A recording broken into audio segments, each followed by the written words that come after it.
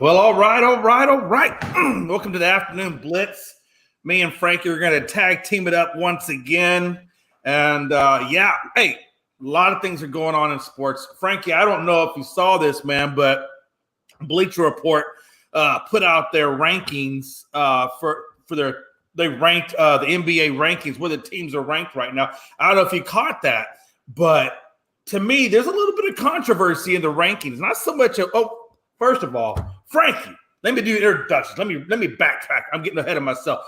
Check us out on Twitter, check out All Sports All Plays on Twitter, Facebook, all the plays where you can catch us at. Make sure you like and subscribe to the show. We appreciate everybody being here. Frankie, my co-host, what's up, my brother? What's going on, Jay? Just another beautiful Friday afternoon here in upstate New York. The wind is blowing really hard. The rain is coming down like cats and dogs, and my kids are acting wild like werewolf animals right now. And sorry that we are late here on the ASAP Afternoon Blitz, but we are guaranteed to always give you a show, no matter what time, how late we're gonna be. We will let you guys always be happy with our beautiful voices and our beautiful faces. But other than that, Jay, I'm doing phenomenal, and I can't wait to start off this weekend on a right note.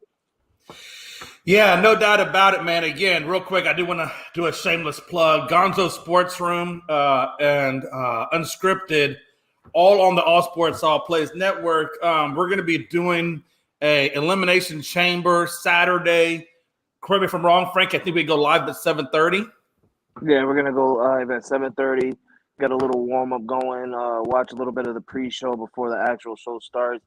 Also, we're gonna make predictions on who we think is gonna win the Elimination Chamber match for Austin Theory's United States Championship title, and also we're gonna give up our thoughts on which woman is gonna win the Elimination Chamber to become the number one contender for Bianca Belair's Raw Women's Championship, which will be decided on for WrestleMania on who her opponent is gonna be.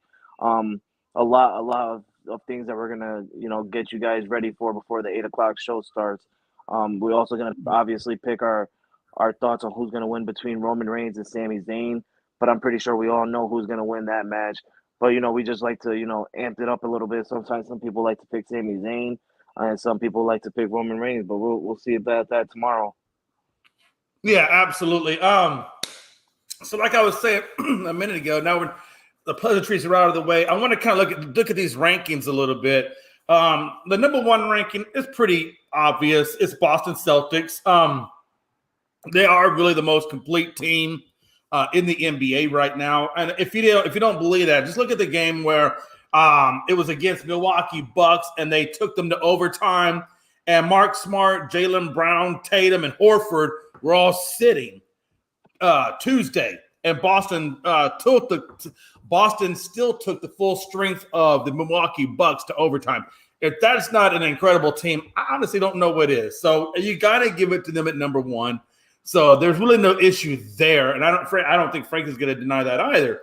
Even at number two, comes in at the Milwaukee Bucks. I think you can make a strong case, obviously, for them at number two with their 41-17 record. Where it gets a little bit tricky, Frankie, for me, and Frankie, do you have because you could honestly make an argument for the Nuggets at number two. Do you have the Nuggets at two, or are you good with the Bucks being at the two spot, Frank? No, if it was me, I would put the Denver Nuggets at number two, just because of how well they're actually playing, and they're still playing at a high level frequency that we expect them to play, even without a Jamal Murray at the helm of point guard. So I will put them at number two, and the only reason why Milwaukee right now is at number two is because they have one game less of a loss than what Denver has, but they have the same amount of wins. The Milwaukee Bucks are 41-17, and Denver is 41-18. But we know realistically, if Denver was 41-17, just like Milwaukee, Denver will actually be in the number two spot. But for me right now, I will still put Denver at number two over Milwaukee. Yeah, and again, I'm perfectly fine with that, quite honestly, because even with Jamal Murray, who has missed the last 6 games, and also Aaron Gordon for the last 3 games with the rib injury, Joker has really just kept this Denver Nuggets team marching right along, to their own beat. I mean, they're just not they're not really taking any steps back, even without some of their key guys not being on the court. But, this has been the Nuggets story for as long as I can remember.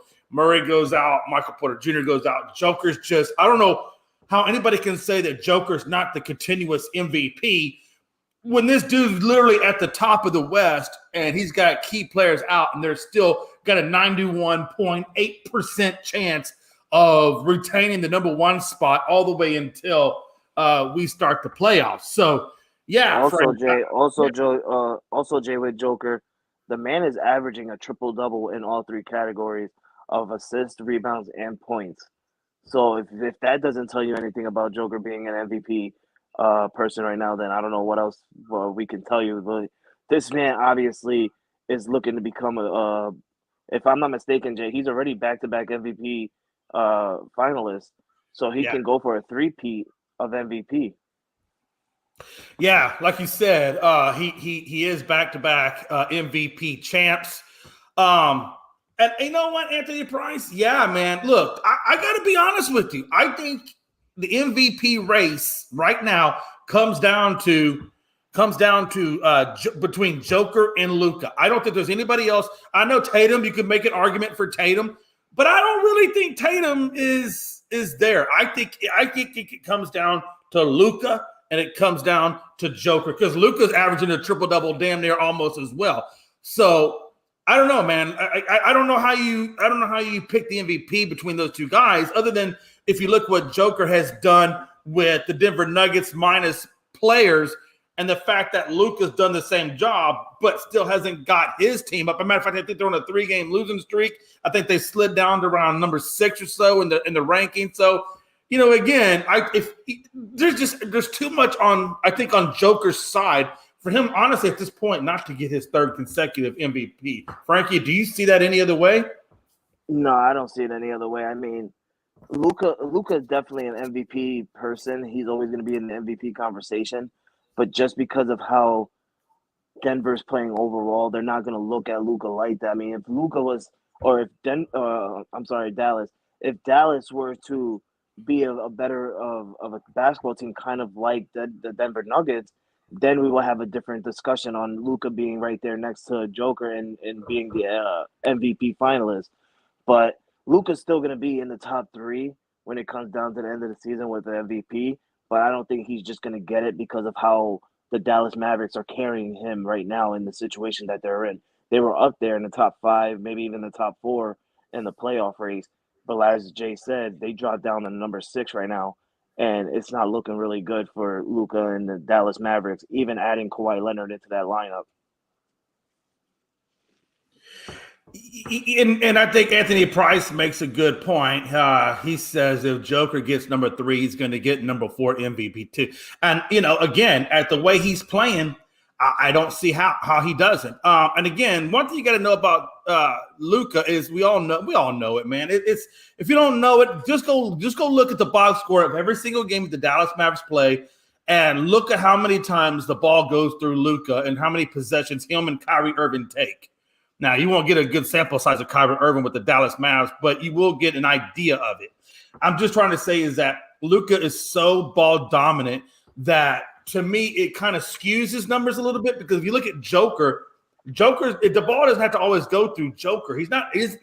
Joker's not as ball dominant for him to be effective. I think the triple-double shows that. He assists, he rebounds, he's doing other things that he doesn't always require the ball, but he still puts up great numbers. So there's a lot of things I think that go into making what a quote-unquote MVP is other than how many points you score. It's rebounds, field goal percentage. I mean, there's all the other different categories I think that we don't give enough credit to. Frankie, would you agree with that or do you see it differently? No, I totally agree with that. But I don't want to just take away that, even though Joker is averaging a triple-double in all the categories, that's still don't get me wrong. He's obviously going to win the MVP. But just because we're saying that he's gonna, he's averaging triple doubles in all categories, that he's solidifying as the MVP, he's gonna win that trophy. LeBron James a couple of years ago, he did a triple double in all 3 categories, and he still didn't get the MVP for that league. I think that went to Steph Curry that year. So anything is possible when Yeah, it comes down to any. I think LeBron's been cheated out of a couple of those. I will agree Yeah, with that. I think he's but been I mean, the NBA can look at it and say, "Wow, Luca, you had a phenomenal year. Yeah, the Dallas Mavericks, they didn't help you out, and you guys were low in the sea, but just you alone, you had a fantastic year. We're gonna hand you the trophy, and you're gonna be the MVP of this year." I mean, that's how I look at it. But there's no doubt about it. Luca will be there. He's gonna get the MVP sooner or later. Just because of what Jay said, the man is honestly he's just ball dominant. And compared to Joker, he's half ball dominant, but he's also a team player where he knows, I'm not gonna take every shot, I'm not gonna give every shot, and I'm not gonna get every shot. I gotta spread the ball around to my teammates as well. Yeah, I just think when you watch the Mavs, the expectation is the ball's going to go through Luka. And I think when you look at the Nuggets, not that they don't think that the ball needs to be in Joker's hands because of how good he is, but I think Joker's game just gets predicated by the flow of the game rather than him just saying, I've got to have the ball, I've got to have the ball. I think he flows with how the game goes and he just puts himself where he needs to be. I think that's the difference between Joker and Luka. And again, I don't want to take anything away from Luka, man. Luka's great. And AP says, would he change his ways if he cared more about championships? I wonder if some of it, Frankie, for me, is if he just doesn't trust his teammates enough to let them have the ball and control the flow of the game. Maybe he feels like if he gives up that power, if he gives up that reign of being ball dominant, that maybe his team won't do as well. Do you think it's a lack of trust with Luka and his teammates is why he has to be or feels like he has to be ball dominant? I mean, it's got to be right. It's got to be. The last couple of years, it's only been the Lucas show. I mean, he's tried to give the rest of the team a chance to show what they got, and they don't show up. So I mean, obviously, if you're the best player on the team and you're gonna make all your shots, you might as well be ball dominant. I mean, Kobe Bryant used to do it back in the early days when Shaq was gone. So I mean, I understand where Luca's part's coming from, but then again, I mean, it's the NBA, AP, and everybody's always worried about a championship. I understand, you got to worry about your stats, but even Luca's no doubt about it. I can't sit here and say Luca's not caring about a championship because everybody in the NBA want to win a championship at some point in their career. But it's smart for what Luca's doing right now, being so young and being so dominant in the NBA to where he's going to get his stats number up there early. Yeah. Compared to someone like Chris Paul, where Chris Paul is breaking stat numbers now late in his career, to where honestly the only thing his mindset is winning a championship, and it's just tough for him because he can't win. He can't get a championship. I don't think he's going to get one by the end of his career, and it's gonna be sad because Chris Paul is going to be one of those players that go down in history, kind of like Charles Barkley, who was dominant in the NBA but didn't get a chance to win a ring. I mean, he's been in the finals of it. He lost it to the Milwaukee Bucks. I mean, it just sucks for Chris Paul.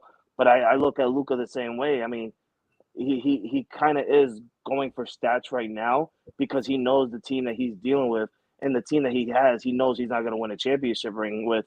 I think that's also another reason why Mark Cuban brought in Kyrie Irving to help loosen that part for Luka and then not having to worry about always being, oh, it's me, and I don't trust nobody else next to me. Now you got Kyrie Irving, where it's like, okay, it's me, but now it's like it's me, Kyrie now. So like I see where AP is coming from on that one. Yeah, so moving on though, we look at the number 3 spot, and that's where the Nuggets finally enter into the rankings. Again, I tend to lean more to what Frankie's saying. I think this is where I think they did get it wrong. Like I said, if people out there want to keep the Bucks at number 2, I'm not going to fault you for that, but I do tend to lean towards what Frankie is making a point about the Nuggets. And so for me, I would have the Nuggets at 2, and I would have the Bucks at 3. That's me. For me, this is what I don't like. At number 4, they put the freaking 76ers there. And I don't have the 76ers as the 4th best team in the league. Frankie, do you have them as that as well, or do you see it differently? I mean, the way they playing, they don't look like a fourth seed team, but the way their record looks is the only Yeah. reason why they are the fourth seed team right now in the league. Um, but if we're gonna go by based on how they're playing and stuff, no, I will see the 76ers maybe of like a six seed in the overalls of the NBA, maybe even the fifth, but fourth seed, I don't think so. I think the Phoenix Suns come in at number 5, but my thought is depending on how well Durant when he comes off injury, which we won't see Durant until after the All-Star break. But I think after the All-Star break, I think the Phoenix Suns are going to go up. I think the Phoenix Suns are going to take over that number 4 spot, and I think they're going to push the 76ers out of it. I think Durant, he's a team guy. He's not really a leader. We all know Durant's not a leader, but in the right system, like we saw with Golden State, you put the right guys around him, and the guy, he's good to go. Kyrie Irving was never the right guy to have around Kevin Durant. Kyrie Irving was just too distant from the team to really make a difference, and that's why I think it didn't work out in Brooklyn. But I think with Durant being out there now with Chris Paul, Devin Book, Ayton, you got Monty as his coach.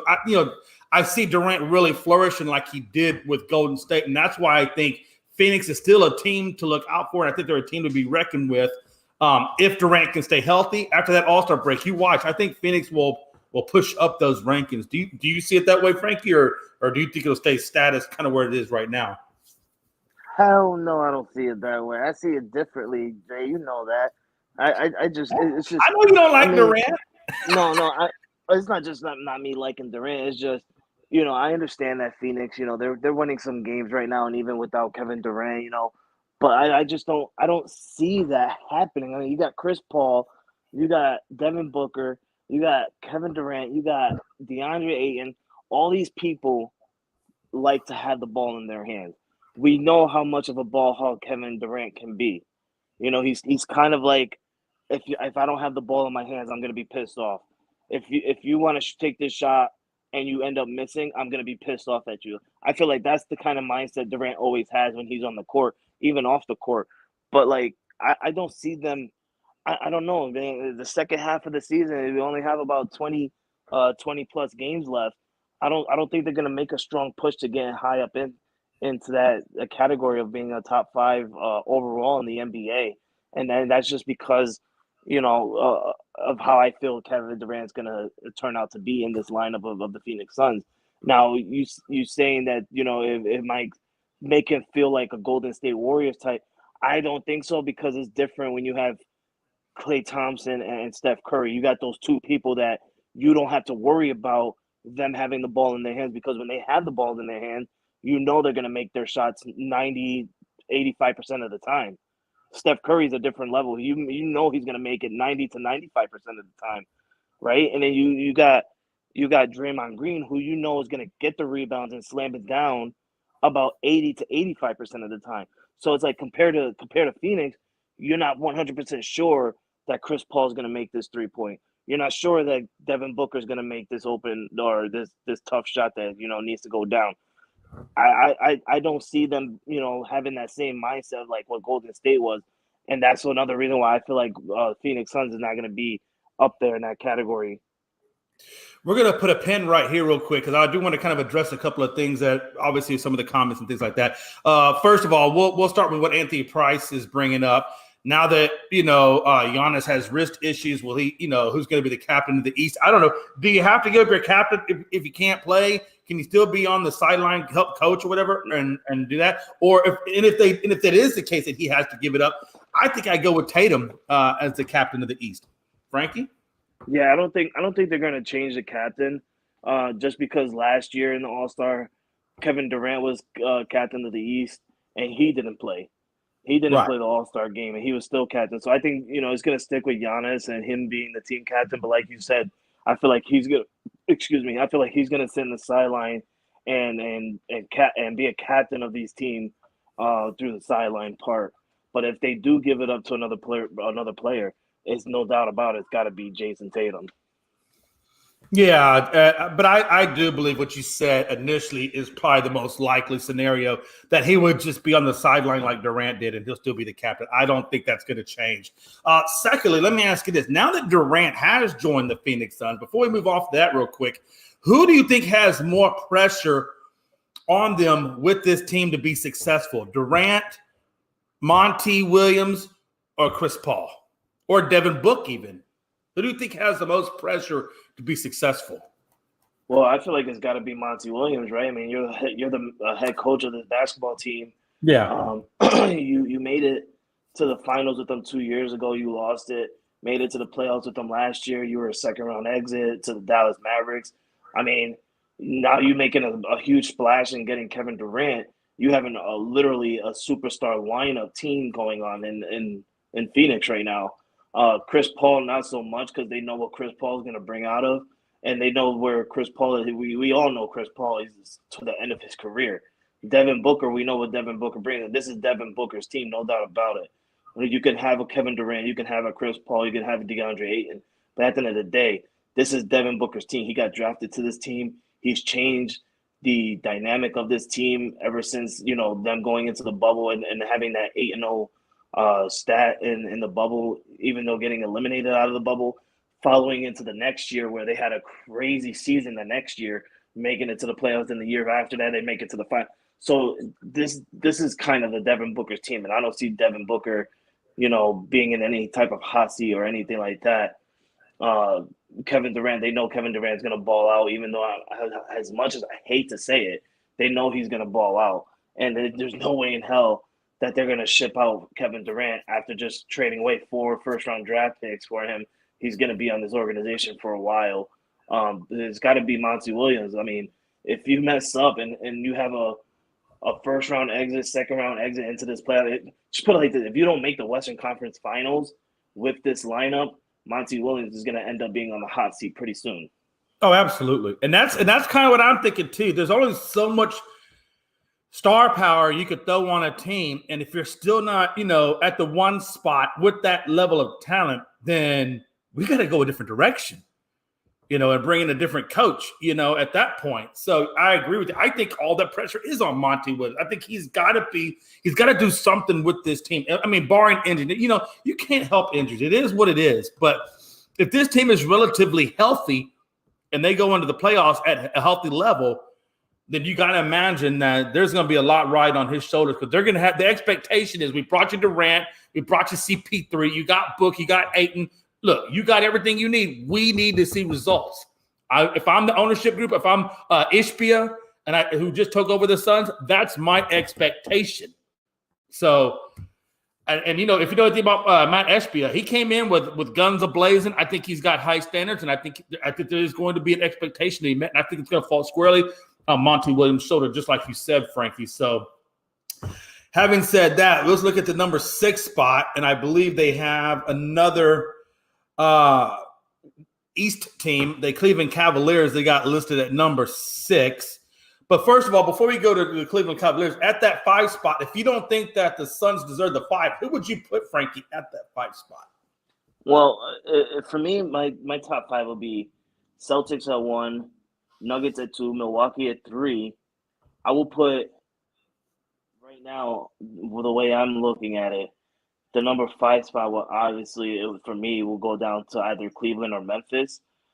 Cleveland is a young team, but Donovan Mitchell has turned this team around when they added him into this lineup as well. So you having an experienced Donovan Mitchell with a young, solid core around him in the Cleveland Cavaliers, to where they're just playing phenomenal basketball that nobody even thought that they were going to play like. I mean, they had a phenomenal year last year, but they're having a great year this year. I will put them at the number 5 or number 4 spot. Put Philly at number 5, and then put Memphis at number 6.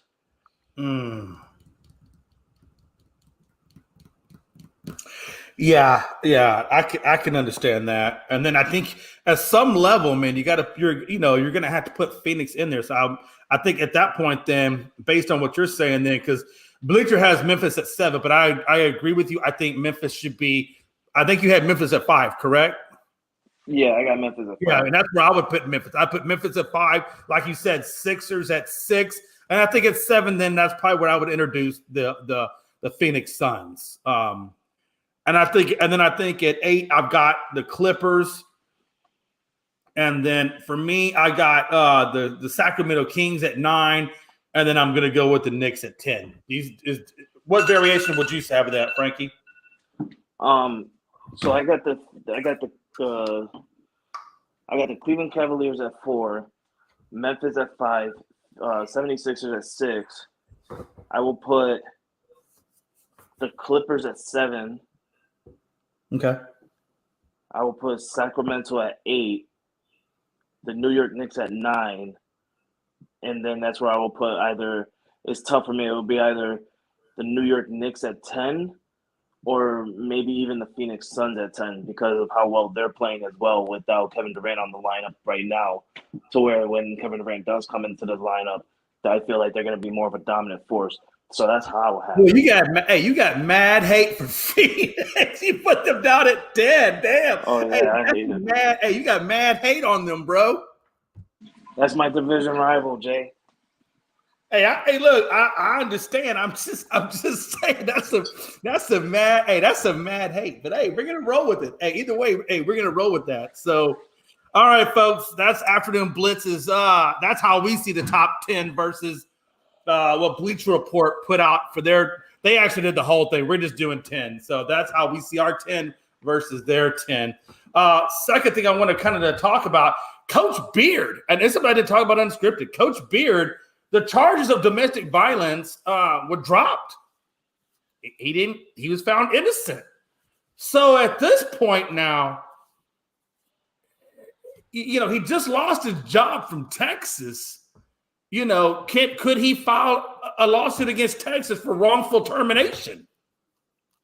I don't think so. I mean, he must have known that once those news came out of domestic violence that he was going to lose his job, right? I mean, he obviously must have known you got suspended already. It was no doubt about it that you were going to get fired because the Texas organization didn't want to be in the middle of that and start getting interviewed and start having a distraction on the players and all the coaches.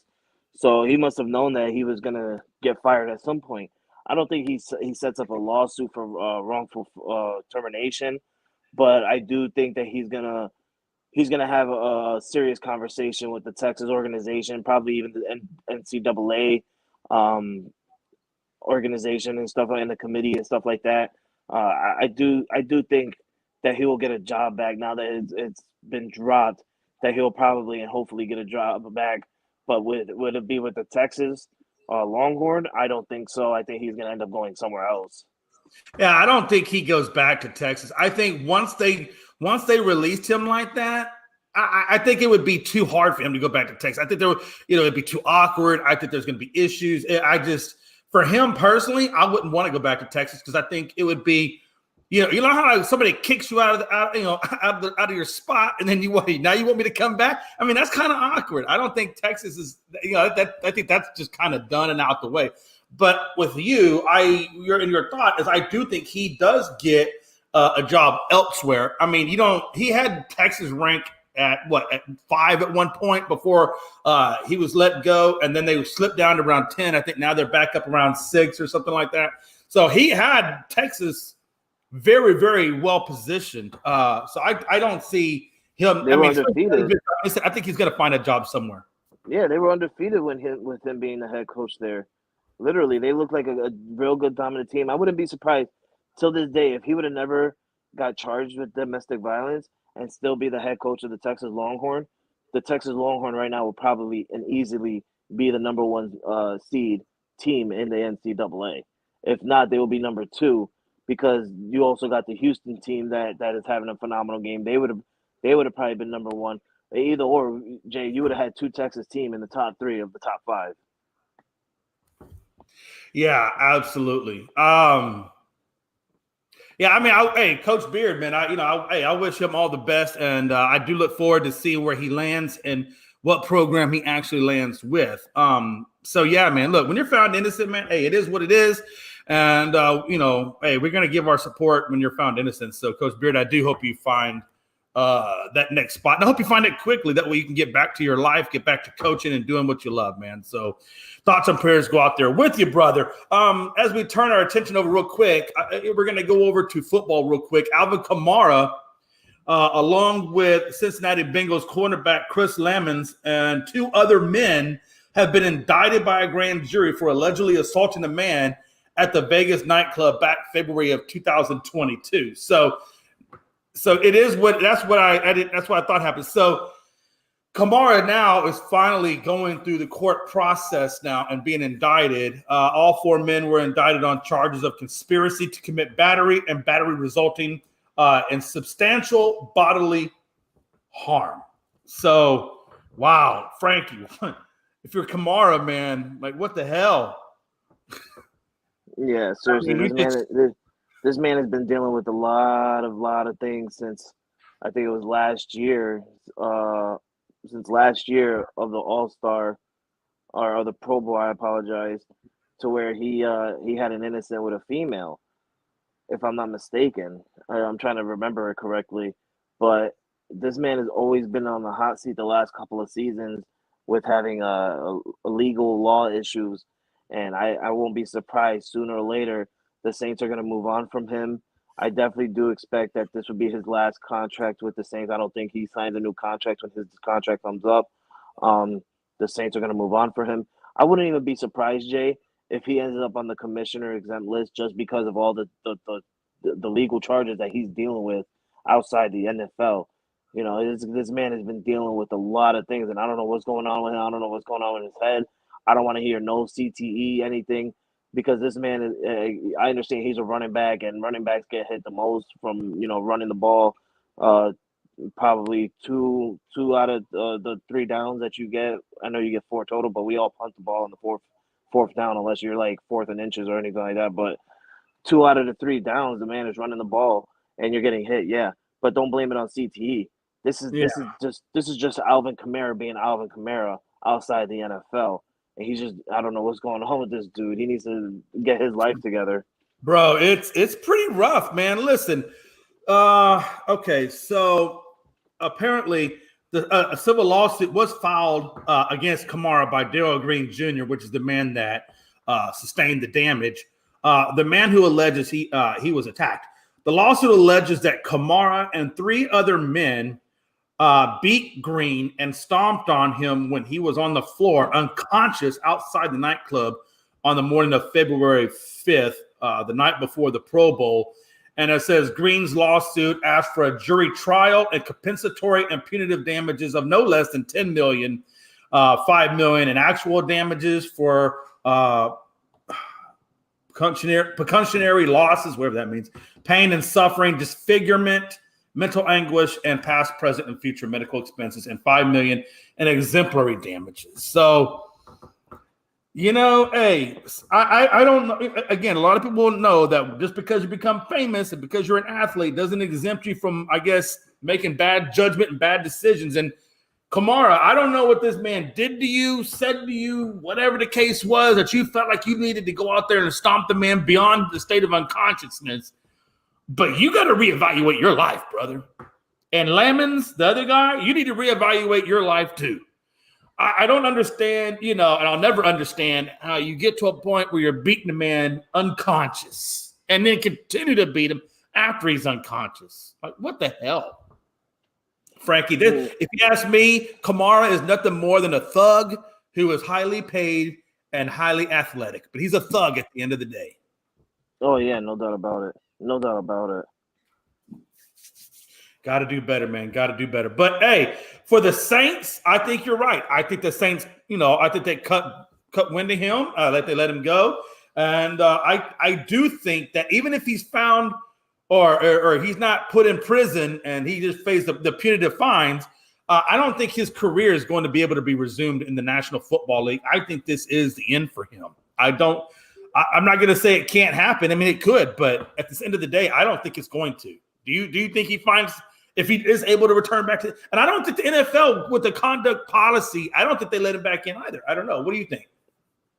I mean, unless Commissioner Goodell puts him on that list and stops him from playing football, I do honestly, I do think that a team will pick him up just because, he's still Alvin Kamara.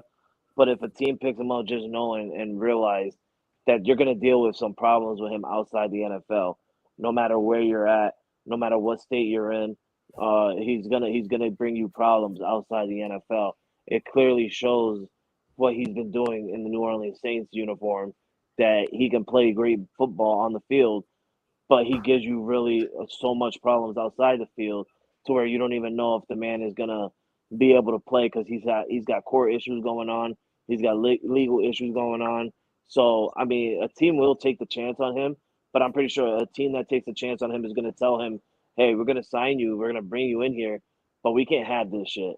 We can't have news breaking out with you, beating people up, making them unconscious, and then continue to just kick their ass. Like that's not what we're about when you wear this uniform. You have to have respect for yourself. You have to have respect for us and this organization. I do think he'll get a talk like that, and I do think a team will sign him. The question is, which team is dumb enough to do that? I don't think I don't think like I don't think the Patriots or the Cowboys will take a chance on him. No doubt about it, because Bill Belichick and Jerry Jones don't deal with that type of shit. Yeah. So we know that for a fact, but a team will definitely take a chance on him.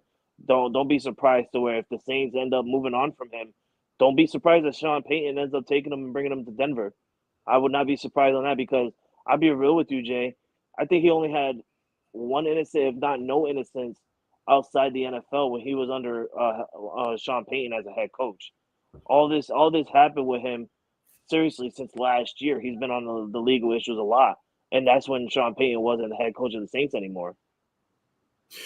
Yeah, no doubt about it. I know Anthony Price says, "Hey, I'll give that dude 10 million. Really, I'd give that dude $1 million a month for the rest of his life." Hey, hey, that's true because he said he will fit right in with the Raiders. Damn.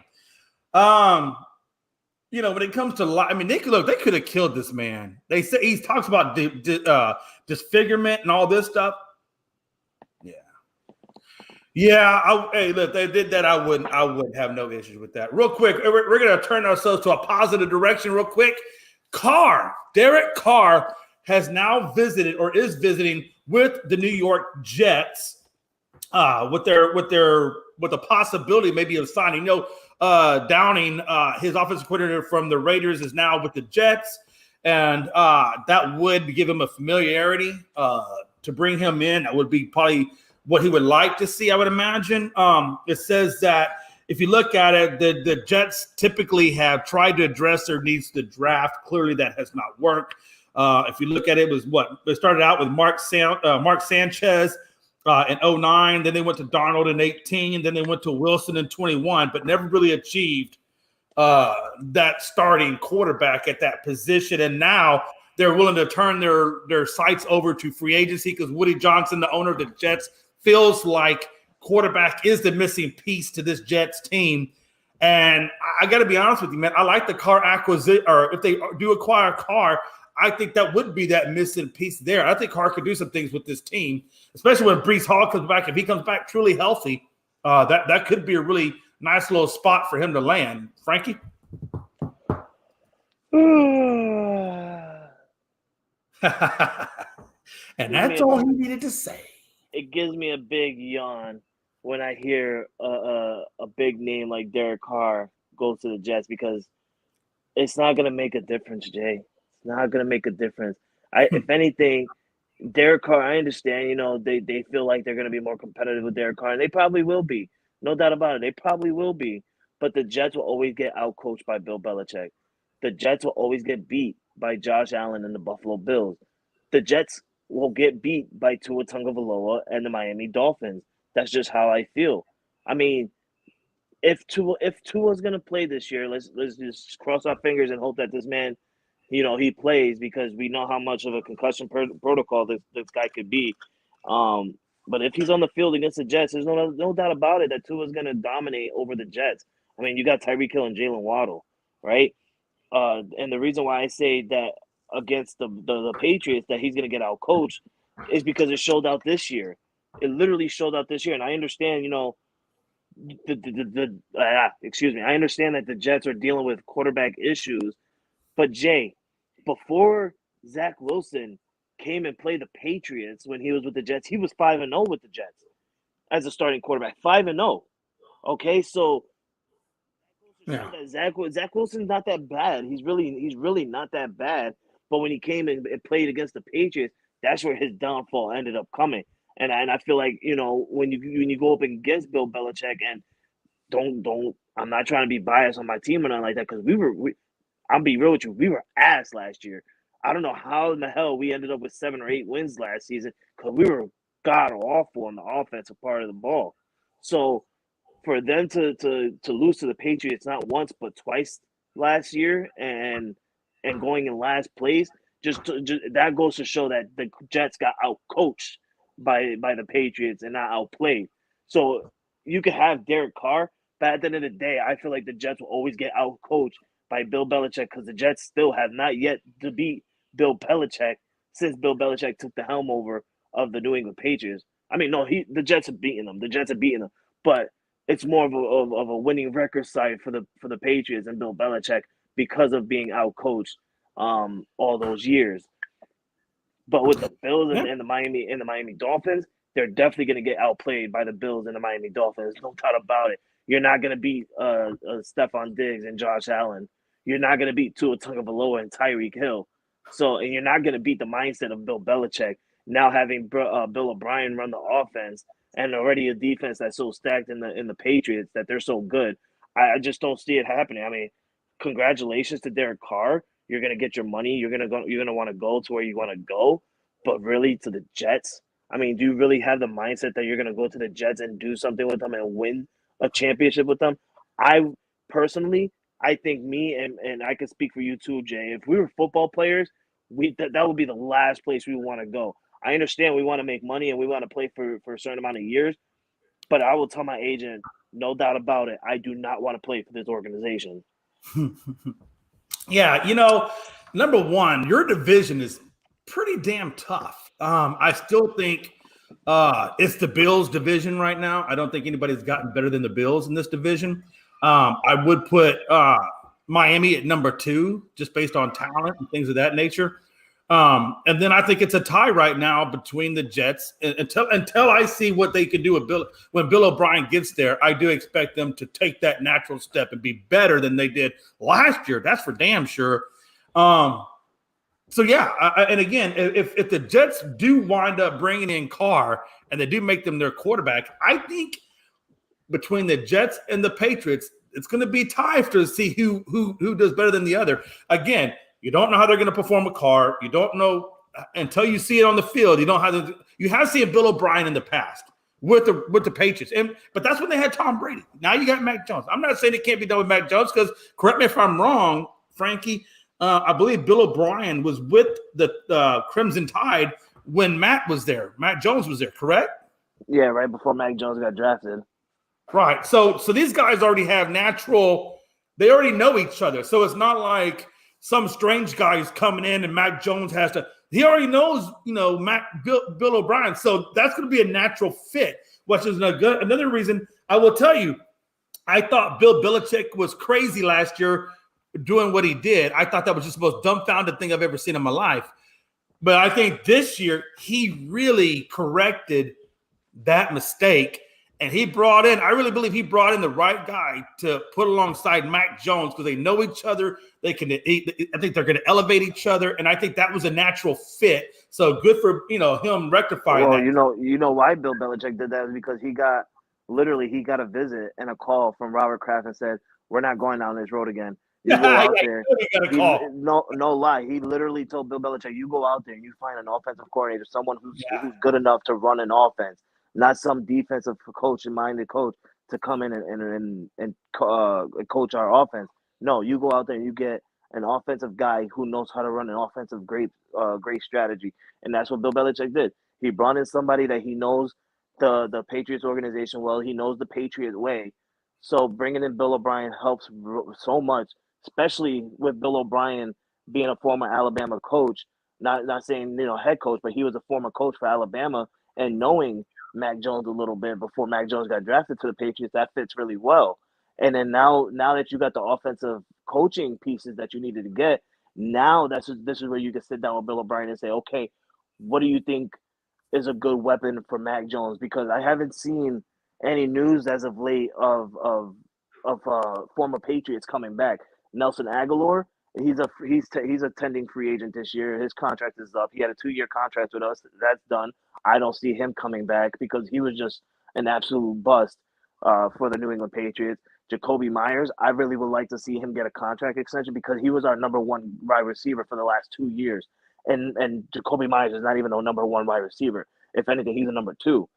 You still got Devontae Parker, who showed up a couple of games last year and did phenomenal catches on certain games to where he showed out that he can be a number one wide receiver carrying that until they get an actual number one receiver. I think the Patriots will go away where, and I've been saying this since the offseason because I've been seeing a lot of DeAndre Hopkins being targeted to the Patriots. And if that's what Bill Belichick's going to go with, I do expect that we're going to see some type of blockbuster deal on draft day. We're not going to get any news as of just yet. I think we're going to get it on draft day, and that's why Bill Belichick hasn't been signing anyone. If anything, Bill Belichick has been releasing players to save money on cap space. And if you're doing that, that just puts in my mindset that you're saving up money to bring in some big name receiver. It could be T. Higgins, it could be D Hop. I don't know, but if Bill Belichick brings any of those players in, hell, if he brings both of those players in, then the New England Patriots are on that boat now of being in a dominant division with the Bills, the Dolphins, and the Jets. Because the Jets are still good. I'm going to be real with you, Jay. I'm going to be real good with you right now.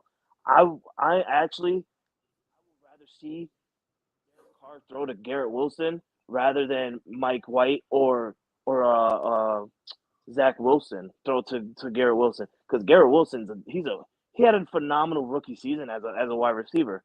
Phenomenal rookie season as a wide receiver. Just imagine what he's going to do when he have a Pro Bowl quarterback. You know? Oh yeah, yeah, absolutely, absolutely. And I think with the Patriots, I think y'all definitely got a brighter future now that you have a solidified, proven veteran offensive coordinator that's experienced, has relations with Bill Belichick, has relations with Mac Jones. That can only do it. All I can do is help you. I still think maybe in the draft you need to find you another wide receiver, maybe look for another running back. I mean, there's some issues there, but very, very easily fixable either through free agency or through the draft. They can address those issues. I'm pretty sure Bill O'Brien will address those issues along with Bill Belichick. So, yeah, man, again, like I said, that division, it's a tough one. You guys are playing in a really, really competitive, tough division. So it's going to be interesting to see It only got tough. You guys go. It only got tough, Jay, when Tom Brady left. I'll tell you that right now. That's the only reason why that's a fair statement. If Tom Brady never left, this would still be an easy division for the Patriots. No doubt about it. I don't know, easy. I still think would be easy. Things. I still think Miami gives you, but do I think you win? Of course, but even with Tom Brady, Miami was always a question mark with the Patriots because we could beat them at home. Tom Brady's not good in Miami in the South. I understand he played with Tampa and he did great with Tampa, but that's not Miami. That's not fully down south as Tampa is down all the way down south. Miami's fully down south in the heat, and I don't that's the only reason why Tom Brady doesn't win games in Miami. But other than that, we always beat the Bills. Just goes to show Tom Brady's record over the Bills alone, 33-3. He only lost 3 games against the Bills, Jay. Just lost 3 games. That's it. True. But has he really played this Bills team as they're configured now? You know what I'm saying? It's a better Bills team than it has been. He has. In his last season with the Patriots, and I said this on my Facebook page before I became a podcaster. On his last season against the Bills and the Patriots, the Bills actually gave the Patriots a run for their money. The Patriots walked away with the win, but the Bills actually gave a run for their money. And I said that sooner or later the Bills are going to take over this division because of once Tom Brady leaves, the Bills were already slowly trying to take that AFC crown. And I seen it. And I gave my props to the Bills. I said, listen, this is going to be a team that's going to soon take over the AFC East once Tom Brady's gone. And that's what happened. Once Tom Brady left, the Buffalo Bills took over. The Bills at that time, they had a young Josh Allen. I think the Bills just got Stephon Diggs for that 1 year, and it was still, it was still neck to neck with the Patriots, but the Bills just can't seem to beat Tom Brady, and that's why that's why the Bills couldn't secure that crown for the AFC East. Once Tom Brady left, then that's where it went to the Buffalo Bills because Josh Allen was that dog who didn't have to deal with Tom Brady anymore. What up, Rob Scott? What's up? Don't say what up, Rob Scott. Rob Scott, you late. You late and I'm backing you money, baby. You gonna lose some money today, my friend. Hey, show me the money and then you can back it. you know, Rob, not to switch subjects, but since you had that, since you had that Golden State hat on, as you so wanted to demonstrate that you had your Golden State hat on, your boys ain't looking good right now. They're not playing good right now. Man, Steph will be back. Don't worry about it. Y'all said the same thing last year. Who won the chip? Don't worry about it. Hey, Rob, based on that, though, are you saying that Golden State can still win the chip? Yes. That's my pick.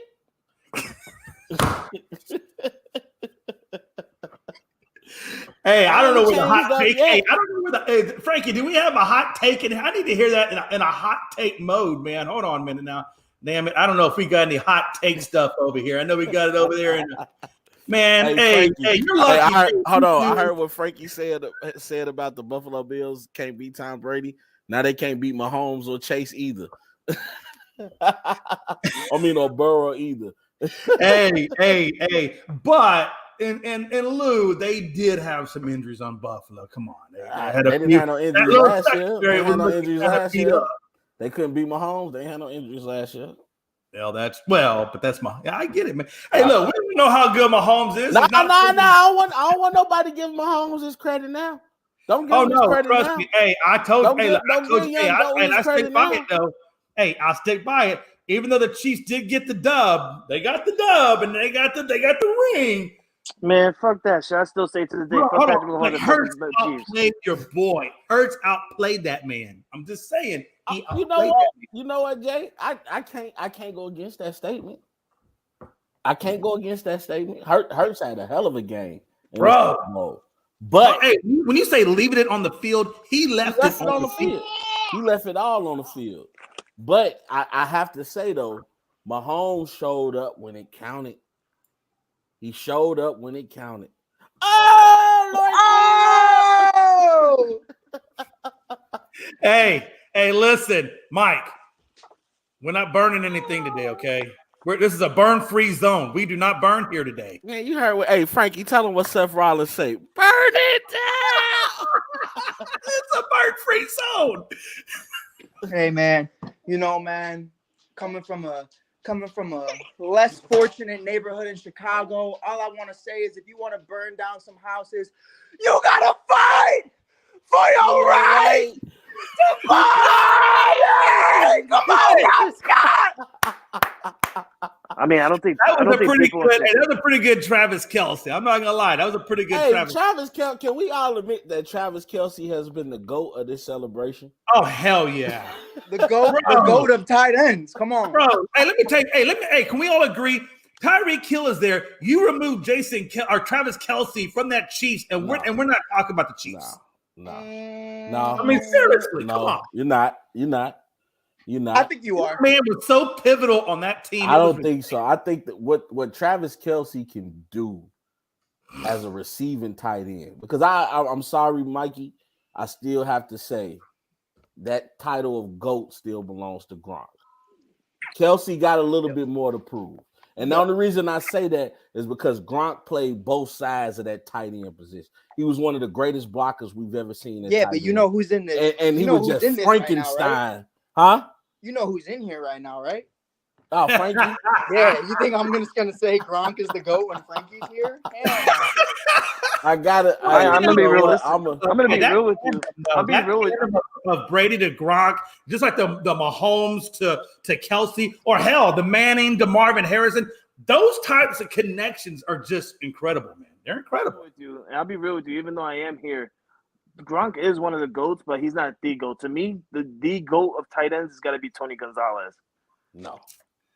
Nah, I'm not It's gotta be. If you want to Gotta say be. that he's the godfather that sparked the new tight end position like Kelsey and them, I'll give you that. But I'm not saying I'll say he was the GOAT until Gronk made his appearance. I would say Frankie's valid though, because I feel like Tony was one of the last, how do I say it in the right way, traditional like tight ends that you saw. Like Rob was like a freak. Rob was a freak in a sense of like he could play receiver, he could block, he could do whatever. That's what I'm saying. That's why he the GOAT. Yeah, but he was it's kind of like the new generation of hybrids, you know. So like these tight ends, they're not just tight ends; they're receivers. They're like tight end wide receiver. Don't get me wrong. Doing Gonzalez time, Tony Gonzalez time, he had competition. You know, he had the Antonio Gates and tight ends of that nature doing that time. They just weren't, respectfully, they just weren't George Kittle, Travis Kelce, Rob Gronkowski. But that's what I'm saying though. Like you bring in the Kelce's and the, you know, and you can kind of look at it how you look at the NBA, right? Like everybody's like, oh man, we ain't gonna see a Kareem and Magic and then into the Mikes, into the Kobe's, into the LeBron. I look at it a little different. I would compare it, and this is for my old man up top. Yeah. You know, I think when I look at Magic, it's hard to compare Magic and Steph Curry because of the hybrid that's like a 3-point shooting point guard. Like Magic is the most traditional point guard you'll ever see, and he's the GOAT at that position. But when you look at Steph Curry, it's like a whole different position now. So it's really hard to compare like a Tony versus a Travis, because I mean, like Jay said, like it's you're leading in all of receiving categories. So like it's crazy that like you're kind of in this point where they're not even blocking anymore. Yeah, to that Magic to that Magic point though, position changes. To that Magic point though, I will have to say though, that's because Magic grew up in the era where the point guard was the true general on the court. That's what I'm saying. And nowadays, hell, the point guard playing like the shooting guard. Right. You can have two off guards. Like, you know what I mean? Think how good Tony Gonzalez would be if he wasn't asked to block as much as he was. You know what I mean? If he just did what because respectfully, Travis can lay down a block, but he don't block. He don't need to block. Papa Tony, you sexy and all, but we're not talking about you, bro. We're not talking about you. All right? We're talking about Tony Gonzalez, who didn't play for the Colts. He said, listen, we're talking about the Tony Gonzalez that's of normal height. Maybe even a little bit more abnormal height. We're talking about the one. We're talking about the ones that can actually ride the roller coaster. Right there. Don't you talk about Tony? We talk about Tony whatever way we want. Don't you know? You know you can't. No, you can't. Now while I'm here. No, you can't, Tony. I got your back, Tony. I just want both of y'all on the top to know Tony Gonzalez is big somewhere where y'all will never be. So that's all I got to say about that. Chill. Yeah, that one hurt, huh, Frankie? That one hurt. That one hurt. I'll tell you right now. I'll tell you right now, and I'm gonna say it live right here. I'll suck Tony dry. What up? What up? Man, how the hell do we see? That's the problem, man. Hey, when bullshit comes on this show, we just go left, we go right. We ain't bullshit no more, brother. We the Splash Bros. Come on now. Oh, that's right. Now y'all the Splash Bros. Okay, well, whatever the hell it is you are, you know, straight Buckitos. Keep it real. Yeah. Let me ask you this, man. You know what, though, bro? I got so tired of seeing the Bulls just like I really put my head down and was like Lord Jesus, like is that like how many 20-point leads have we given up? A lot. It's bad. 20. It's bad. Jay, you seen the face Rob Scott had when he brought up he's like, I'm tired of watching the Bull, and he just had that face like, let me just pause. Let me not even say nothing for a minute. Here's the deal, Frankie. It's sad, hey, Rob Scott and Mike Hughes will never be like us, Frankie, because when one of their teams is having a bad year and they feel that little bit of depression, they just go over to the other team and instantaneously they feel better about themselves. I stick with my team. I go through the pain sir. For years and years. Steph Curry is my favorite player, sir. It don't matter, bro. It don't matter if Steph Curry is your favorite player. You still sit there as a freaking champion and celebrate as you're a Warriors fan. That's what's more like. Like, and when he won, I would be more excited. I would be more excited if you would be like, "Fuck yeah, yo, Steph Curry won. Steph Curry did shit." When he won Final MVP, what? We was drinking all night. Let me tell you something. Hey, I'm not trying to say that I question your fandom, but I'm going to question your fandom because you guys aren't going through the depression of a team. Because you got your 1A and you got your 1B, Mike Hughes. Don't give me that face. You got a 1A and 1B. When 1A don't work out, you go to 1B. So you're never depressed. You don't ride the true wave of a team. Aren't you a Dallas, Houston Rockets, Mavericks fan? Excuse me, Mike. Please don't rock like that. I'm a Rockets, Astros, Cowboys, and now Dallas Stars because they're the only hockey team I see. Those are my teams, and I've never wavered on that. Not once. What about the Mavericks? What happened to the Mavericks? Shut your mouth. I've never rocked with the Mavericks. Yes, you did. I heard you. I saw your Luka jersey. Rob Scott, your Luka jersey. Timeout. Put your ass in timeout. Put me, bro. I'll come back just like I put on Facebook. Hey, put me in timeout. It's just smoke time. Go ahead. Put me on timeout. Is this when we go to commercial breaks so everybody can light up? Give me some of that. Roll up now, shit. Hey, that's what I'm talking. Hey, look, Frankie had to turn the camera on. Hey, this is brought to you by Cannabis Farms in California. Please smoke responsibly. Man, this is from El Paco. You don't know. This is the strong shit. This is from someone you never heard about in Mexico, son. Hey, listen. This is El Chapo's cousin. Smoking seeds and stems, okay? He's smoking seeds and stems. He ain't getting the good shit. Who told you that? Frankie, I know it. Listen, if you're spending $20 for a bag of weed, you getting seeds and stems. Okay, I don't know what kind of stuff you getting. Now you sounding like I don't know what y'all be doing in Texas. On a bag of weed. I don't know what y'all be doing in Texas, but let me tell you how we do it. Jay, you got Evan who spends $150 on steak. I spend $150 on weed, sir. Okay, there you go. Okay, then you're getting the good stuff. I thought you were saying. Hey, and then I come in behind them, and then I put it on both. I spend it on both because after I have the weed, I need the steak. Okay, we're gonna bring it back to sports for a minute. Let me ask you guys. That was your fault. It was my fault. I take total responsibility. I do. Let me ask you guys a question. I just seen where Aaron Jones is now going to restructure his contract to give some cap flexibility with the Packers. We know that before he went into dark therapy, that Aaron Rodgers was willing to take or restructure his contract, maybe to create some cap room. Do you think if they do that, and if Aaron Rodgers doesn't retire and he stays there and he does do the restructure, that now they'll be able to go out and bring this team up from the ashes? Or are they sexy? Stop it. Hell no. You know what though? I heard Aaron Jones when he was on Undisputed while they were out there for the Super Bowl. And Rob Scott's sexy too.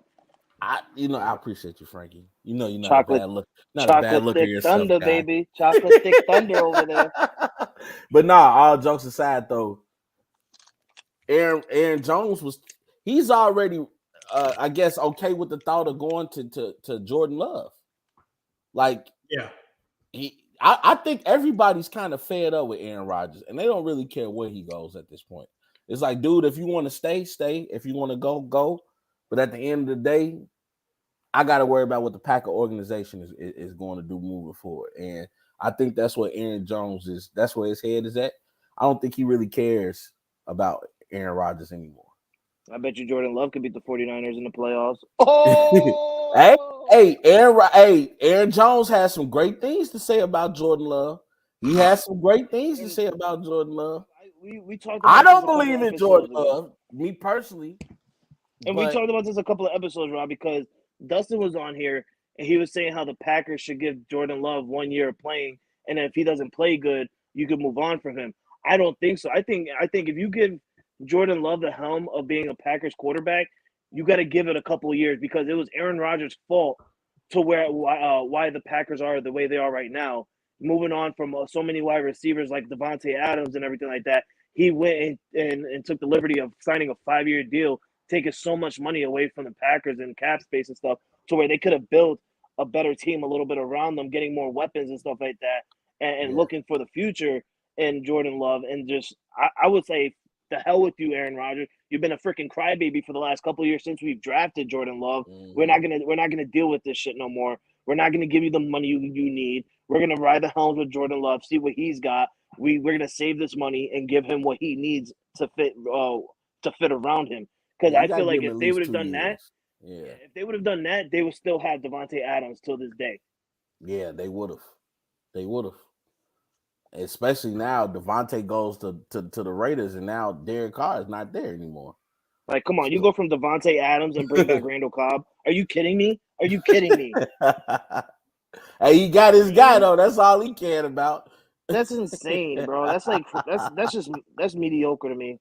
Like, Hey, yeah, let's get rid of Devontae Adams. Let's get rid of the best receiver in football. But let's bring in the oldest receiver in Randall Cobb. Okay. They pulled no lie, and I'm gonna be shitting my own team. They pulled a New York Yankee, bro. That's what they did. They pulled a New York Yankee, bringing in a freaking old school veteran to come be a fucking receiver on their team. Oh yeah, y'all baseball about to be coming back up real soon, huh? Yeah, don't bring it up. Don't bring it up if you don't get to talk about it. I'm not gonna talk about it. Exactly. So don't bring it up. We can talk about golf. We can talk about golf right now. I got my whole little sheet right now. I'm on my little whiteboard right now. He's ready for the draft. I'm ready. Hey, we can talk about golf and what Tiger did, the amazing job he did. We can talk about Tiger, but we can't talk about golf. I love golf. I don't know what the fuck. fuck. Hughes, let me see your whiteboard. Turn that phone over to your whiteboard. Let me see what you're scribbling. So racist. Why has it got to be a whiteboard? Why can't it just be a board? Because it's white. Oh, there you go. Listen, I don't know about you, but that's clearly a white board. Now, maybe the board identifies as black. I don't know. But what if side, it looks white. Hey Jay, just because it's not white don't mean it got to be black. That's all. What if Mike's lighting? What if Mike's lighting in his room is so bright that it's just making it white? What if he's holding it in front of the light that's making it more bright? Sorry, lights don't do that to boards like that, Frankie. I'm poor as fuck. My lighting sucks. You ain't the only one, bro. Don't tell Evan that. He'll make fun of you. Oh, Lord have mercy. What, he makes fun of poor people? Yeah, he likes making fun of poor people if you can't afford a $150 steak. Just saying. Oh no. $150 steak? Yeah, bro. If you can't afford $150 steaks, you're poor. Where he going to eat at? Who gives a shit? Because I can tell you like this. I don't know if everybody has a Longhorn in their vicinity. Fuck. We have a Longhorn steakhouse, and if you don't have $150 for a steak, you can go to Longhorn and feel like you're eating $150. I'm gonna just say this, and that's all I'm saying. And Longhorn is delicious. I don't mean to go sideways. I don't want to go sideways and get off track or nothing like that. But the man literally said, "Okay, he buys $150 steaks." We asked him where he's getting it from. The man said from his job. If you're at your job buying $150 steak, these things. I swear to God, if you're at your job and they're giving you $150 steaks and you're paying for that fucking steak, you're retarded. You're not getting no discounts for that shit. You're not eating that shit for free, bro. You're not gonna sit here and tell me all of us right now. I get 2 sides with that $150 steak. Like, you're not gonna tell me right now, all of us right here. We Mike, all, you are concentrating. We all you are concentrating. Get a steak at our job. Mm-hmm. No doubt about it. We're gonna get a discount on that steak, or we're gonna somehow, some way get that steak for free. Just walk out like Dom did. Just eat that shit right in the yo. You seen it? Yo. Just leave real with the bill. Have mommy pay for it. Hey, I can't wait to watch this Elimination Chamber tomorrow. Man, me neither, man. Hey, real quick, I got one more thing to talk about, and then y'all can talk about whatever y'all want to talk about. Hold on a minute. Hold on. Hey, NBA referees now, according to Adam Silver, are going to start. They're going to start being disciplined for all the calls that they get wrong, or the big calls that they miss or get wrong. The NFL should too. Absolutely. But do you think now that if you're a referee, you're going to be hyper focused or hyper alert or nervous that, oh my God, if I don't get this called right, they're going to be fining me? I mean, that really puts a lot of stress on the referee as well to get it right, which, I mean, that probably should be. You know what? I ain't going to lie to y'all. So I saw a little bit of that Arian Foster. Saw a little bit of his interview. Y'all really think NFL scripted?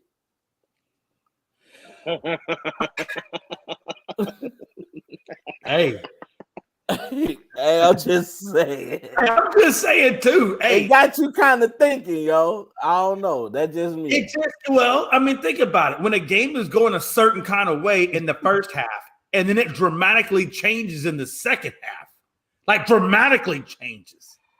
I'm just saying too. Rob Longhorn is the Outback. Oh my God.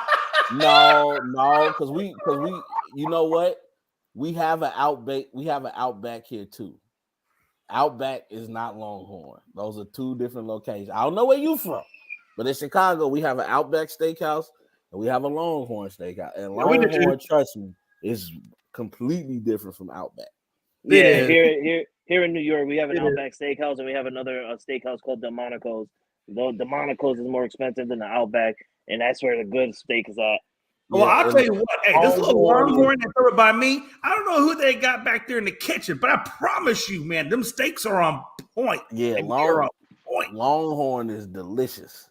And you can go have a nice steak dinner for an affordable price.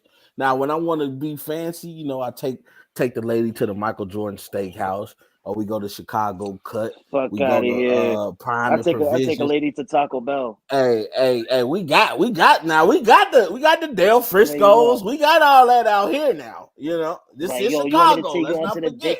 Hey, Frank, you go to Longhorn, he goes to Applebee's. You go to Longhorn. I go to TGI Fridays. He said Evan gets $150 steaks. Frankie does a 2 for $30. Hey, ain't nothing wrong with you know what's funny? And you know what's funny, Jay?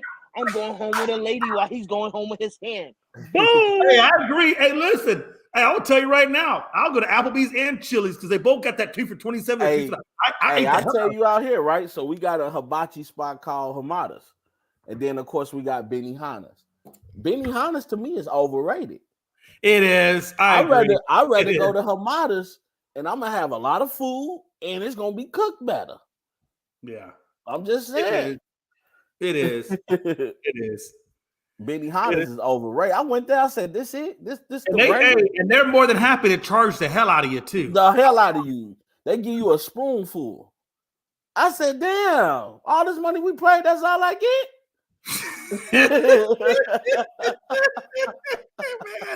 Hey, I'll never forget it. I remember one time for an anniversary, I took Melanie out to, we went, like I said, that place called B&B Butcher's shop there. And I ain't lying. Hey, Rob, when you roll up into this place, man, hey, look, man, I kid you not, two people going to run you about $300 easy. Maybe even up to $400. I ain't lying to you.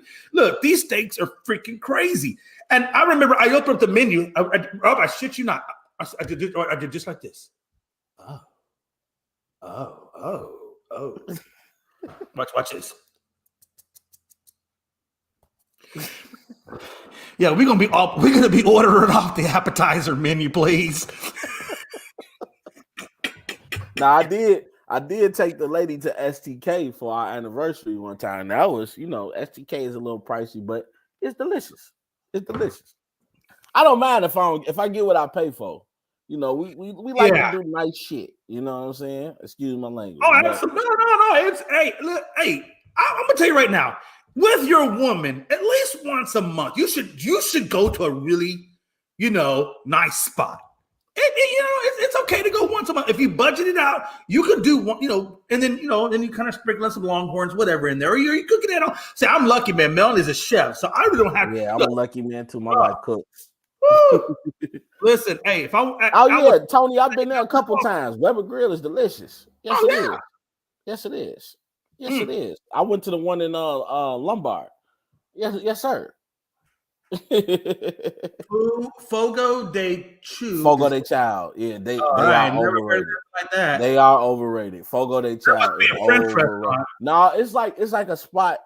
Like they known for like they lamb and they steak, and they got a thing where they just bring you out like a bunch of meat. Like as long as you put your thing down, they'll keep piling you up with like a bunch of meat. It's like and they like walk around the dining room hitting people up with meats, different meats. I don't think it was called Fogo de Chao, but I have been at a restaurant where they did that, so I'm familiar with it. But yeah, it's crazy. It's all right. You know what I'm saying? It's all right.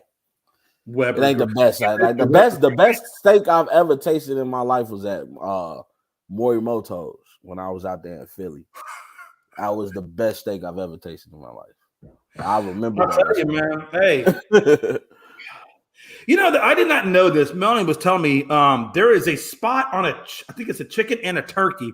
They call it the Diamond Jewel or something. It's not very big. It's only maybe about that big, but it's like the best part of the turkey. And it's usually I think it's on the back of the wing or the back of the leg. Might be on the back of the leg. But I shit you not, man. Hey, I don't typically eat turkey because it's kind of dry. I don't really like turkey too much.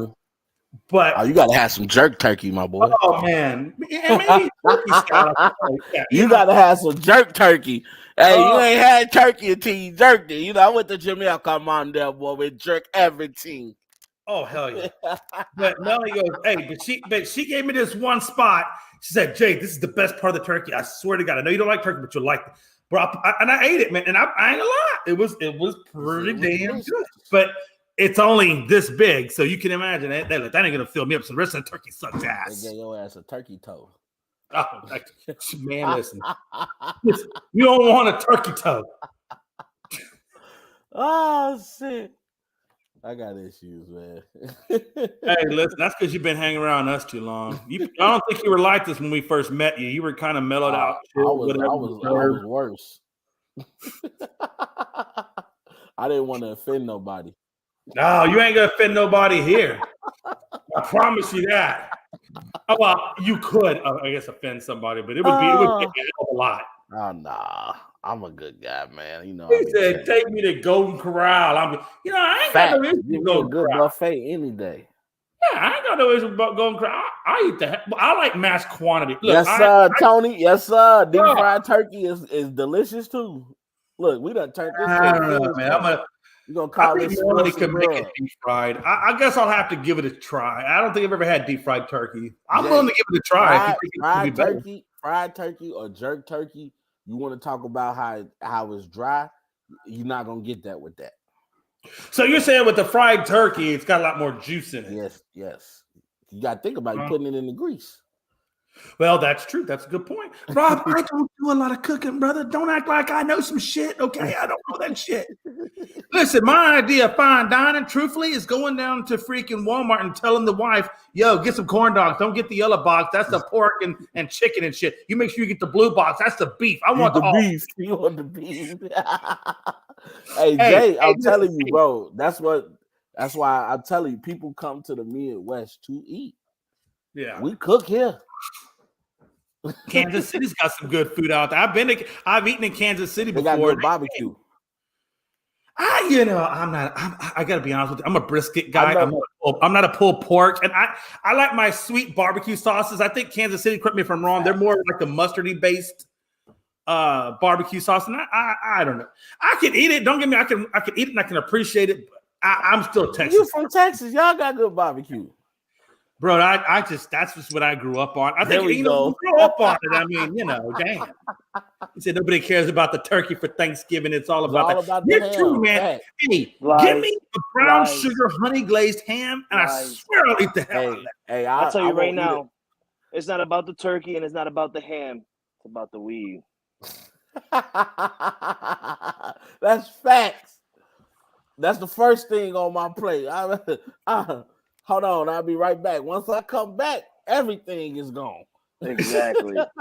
You don't give a damn what it tastes like. It's going in your belly. Tell them why you really smoking that weed. You smoking that weed because them children are killing you.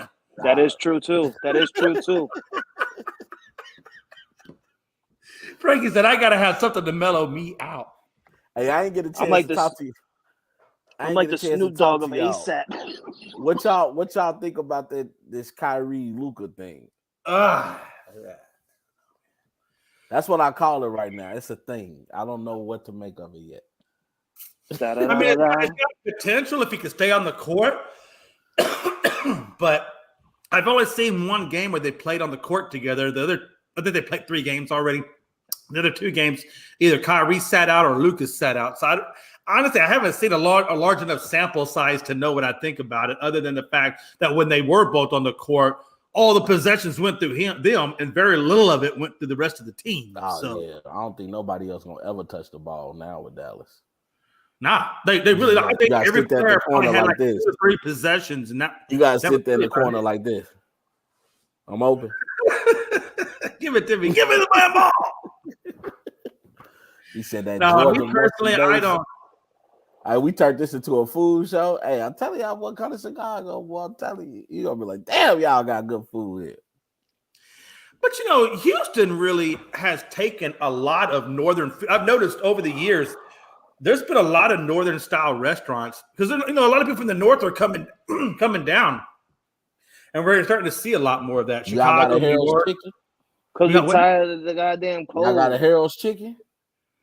No, but you told me about that Harold's chicken. No, you got- I definitely want to try some Harold's chicken. We Y'all got a got Italian- Roscoe's chicken and Y'all waffles. got Italian beef down there? Oh yeah, now that we do, and we Yeah. have chicken and waffles. Yeah, we got soul food now. Look, I'm gonna tell you right now. Come down to Houston. I'll give you some southern soul food. Hey, I promise you, it will make you slap your mom. There is actually It ain't soul food There was a until somebody restaurant put called their Slap Your ankles in Mama's it. Soul food.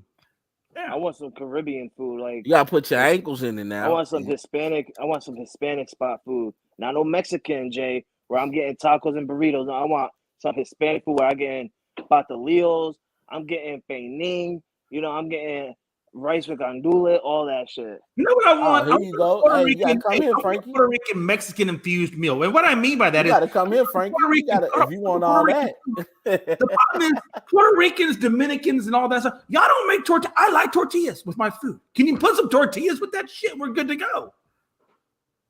I like tortillas. What you mean they don't make tortillas with their food? I've been to Puerto Rican restaurants. I've been to Cuban. I've been to Dominican, and I've never been able to find a damn tortilla on the menu. Hell yeah. Because we're not Mexican. We're not like Mexicans where you can get burritos and tacos and stuff like that. No, we have variety of shit. Avocado. We make everything with avocado. That's our. Y'all eat the hell out of plantains too, though. I love Yeah. plantains, though. So do I Jamaica. like it because plantains, you can make it sweet or you can make it savory, depending on how you cook it. Oh, it's so delicious. So do It really is. Jamaicans, my boy. They love Yeah, it. And bro. salsa. Yeah, bro. Damn it. And Y'all don't make no African. salsa. Wakanda forever.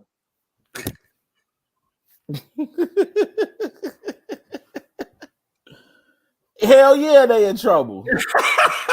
Hell yeah. I was waiting. I knew Rob was gonna do that. I've been waiting. Hell yeah, Hey, I got they a in better question than trouble. that. Hey, let's ask the real question. Does Brooklyn stay in the playoff hunt now that the cornerstones are gone? Hell yeah. I I believe in Dinwiddie and them. I believe in them. They're gonna be a first round exit, but they're gonna make it at least to the play in. Do you think now it's interesting because the Houston Rockets hold the Brooklyn Nets picks? Do you think that they start to tank, or do you think that they try to rebuild this team? I don't. You know what, Jay? Y'all don't have to tank. Y'all just not good. Oh no, the Rockets aren't good. I'm talking about Brooklyn though, because the Rockets have Brooklyn's picks. No. Yeah, but I think Brooklyn- Brooklyn Brooklyn tries gained to make Phoenix. the playoffs. Brooklyn gained Phoenix picks. I tried telling you that yesterday, Jay. Like, yeah, Yeah. you guys got Brooklyn's picks, but for them trading away KD They for got 4 state first picks. rounds, they Yeah. got their picks back.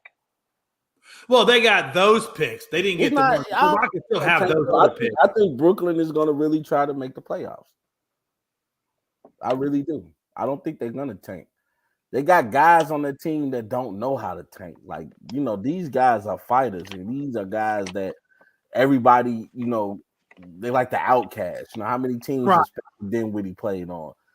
Dorian Finney-Smith, he never really got the credit he deserved in Dallas. Like, these are dudes that got something to prove. They're going to have a chip on their shoulder. And if they can lead this team into the playoffs in a tough Eastern Conference, I think that's saying something. And you don't always have to have.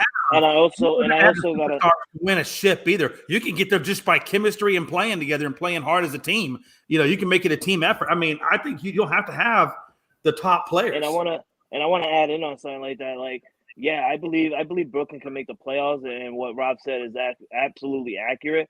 But also, everybody on that team now has the mindset of no more KD, no more Kyrie. Damn well, Ben Simmons ain't the leader of this team, so everybody's gonna ball out to show which one is dominant enough to be the actual leader of that team. So don't be surprised of one day you get Dinwiddie scoring 40 or you're having another person scoring high 30s. Like it's going to have a battle out of each of these players to see who's going to want to become the new leader of the Brooklyn Nets. Yeah. Give me a team full of dogs over a team with a couple divas. Like on any day. look at Cleveland. Cleveland didn't have a leader. They lost their leaders, and now they have young cores who are actually playing great to show the Cavaliers, like, I want to be the person that's going to be considered a leader on this team. And you're not just having that one person balling out. You're having everyone ball out because they all want an opportunity at being a leader. And it's just more confusing now because now that everybody's balling out, you don't know exactly who's going to be the leader of that team. And that's exactly what you want out of a team, is everyone balling out to prove that they're a leader. And if you have that team balling out, there's not just one leader. That entire team is a leader. No, that's a good point. But realistically, in the Cavaliers, it's Donovan Mitchell is their leader. No lie about it. No doubt about it. It's Donovan Mitchell. It's got to be Donovan Mitchell. I mean, he's the most experienced person there, and he's been balling really well for the Cleveland Cavaliers this year. Yeah. Donovan Mitchell been balling out. I mean, shit, he put 71 up on our head, you know? Or however much. I know exactly what you mean, Anthony. Hey, look, just because I'm white don't mean I don't go down to those areas of town. I know exactly what you mean. What is that, prison? Is he talking about prison? Nah, he talking about, hey, when you go down to some of the places in the hood, hey, they got the bars and stuff on the windows. They got one of them places out here in Hinesville. It's a barbecue joint. Everything's right up, and I promise you that hey, there's a line around the corner for that barbecue. Yeah, we call them holes in the wall. You got to go in the hole in the walls. I'm not gonna lie. Well, and if you're in Texas, I call them taco kettos, but they're basically trailers on the side of the road, and they got the plastic furniture and the Telemundo playing, and that's where you know you get the truly authentic Mexican food. I'm not gonna lie. AP's actually right, because when I lived in Brooklyn, New York, and I just told Jay about this before we hopped on the show and the show started. When I lived in Brooklyn, it's a 14-floor story building. I lived on the 5th one, right? Apartment 5F. I will always remember it. And I had bars on my windows. I had those doors in the building where you had to press the button to open it up and stuff like that. So, like, I had an area from where I used to live that literally makes one of the best cheeseburgers you can ever think of, where it's like, so you know, you want the cheeseburgers where the bacon grease is coming off of it. It's so juicy. Like, the cheese is literally melting in your mouth. No funny talk or nothing like that. But, like, you know, it's melting in your mouth. The cheese is melting. Like, it's one of those good ass burgers where it's like, you know, you're like, damn. That's so wrong. And I missed that spot. The last time I went to visit Brooklyn, that was the first. Hey, I'm glad the first I wasn't spot. going to make a comment, but hey. That was the first spot when I went. I took my wife down there to go, you know, see the area I grew up in and everything like that. I went to that spot and I grabbed that cheeseburger and it was still the same.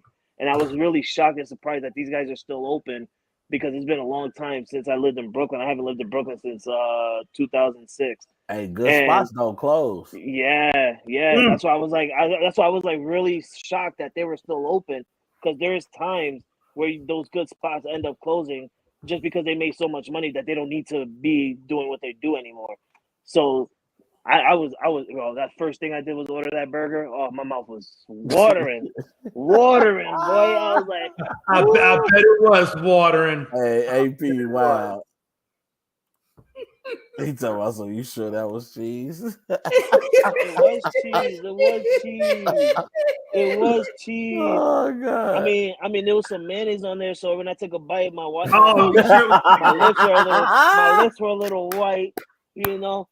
Hey, Frankie, you got issues. Don't try to come at me. I'll just add on with it, boy. I ain't scared. It's 2023, baby. Yes, sir. Elimination Chamber, Tony. Let's go, Sammy. Hey, Rob. Hey, I already got my pregame going. I already got my food ready, my drinks ready. Hey, I'm ready for this show. I've been prepping and ready to go. I don't want Sammy to win, though. He's not going to. I don't want him to win. He's not going to. I don't even want Cody to be wrong. I read a report. Oh, I'm ready. I'm ready for Cody Rhodes. I want Cody Rhodes to win. I read a report that Triple H went out and said that he doesn't see Sami Zayn as a WrestleMania main eventer, and he doesn't see him being a championship caliber person going into WrestleMania, So we know for a fact he's not going to win.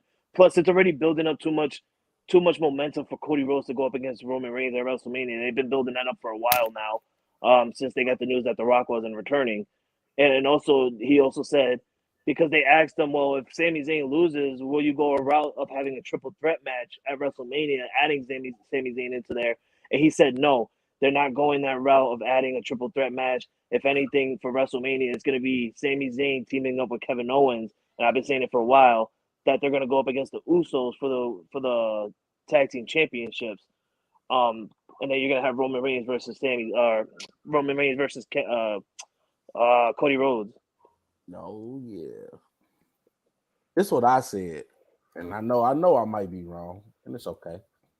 Bray Wyatt, Bray Wyatt hasn't built into that picture yet of being in an elimination chamber or even back in his main event picture. You know, he just came back and he's slowly building into it. What'd you say, Rob? I said so this is what I've been telling people, right? So I think it doesn't matter what you tell people.